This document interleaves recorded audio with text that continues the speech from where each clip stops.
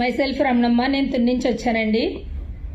నేను వెస్టీజ్లోకి రాకముందు డ్వాక్రా యానిమేటర్గా వర్క్ చేశానండి. 800 రూపాయల నుంచి 8000 రూపాయల వరకు డ్వాక్రా యానిమేటర్గా శాలరీ తీసుకున్నాను.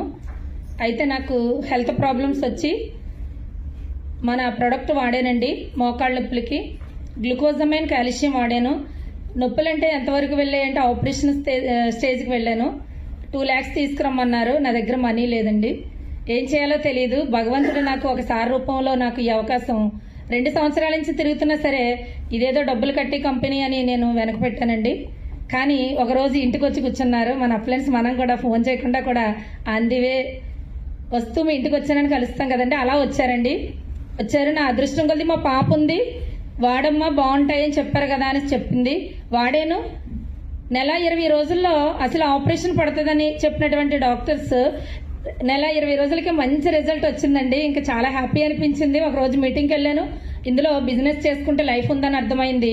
చేస్తున్న జాబ్ని మా హస్బెండ్తో చెప్పి నాకు ఒక 2 years టైం ఇవ్వండి అలాగని చెప్పి పర్మిషన్ తీసుకొని బిజినెస్ స్టార్ట్ చేశానండి. నా మొదటి ఇన్కమ్ వచ్చి 221 రూపాయలు అండి. హైయెస్ట్ ఇన్కమ్ వచ్చి 1,11,000 రూపాయలు పైబడి తీసుకుంటున్నాను.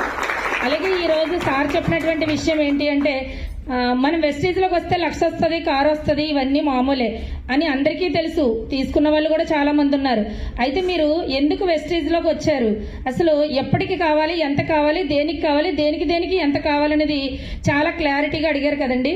అలా మన టీంని తీసుకొచ్చేటప్పుడు మీకు ఒక 10,000 అదనంగా దేనికి కావాలి, రెంట్కా పిల్లలకా, ఆ 10,000 ఈ 2 నెలల్లో తీసుకోవాలి అంటే ఇలా చేయాలి అని మన టీంకి గనక చెప్పినట్లయితే 5,000, 10,000, 15,000, 20,000 నుంచి వాళ్ళు గోల్ టార్గెట్ పెట్టుకొని కనుక వర్క్ చేయించేలా మనం చేస్తే వాళ్ళకు అనుకున్నది వాళ్ళు ఈఎంఐ కావచ్చు, లేదు అనుకుంటే రెంట్ కావచ్చు, ఏదైనా కావచ్చు, వాళ్ళ యొక్క అవసరాలు తీర్చుకొని వాళ్ళు ముందుకు వెళ్ళి అంచెలంచెలుగా ఎదుగుతారని నాకైతే అనిపించిందండి.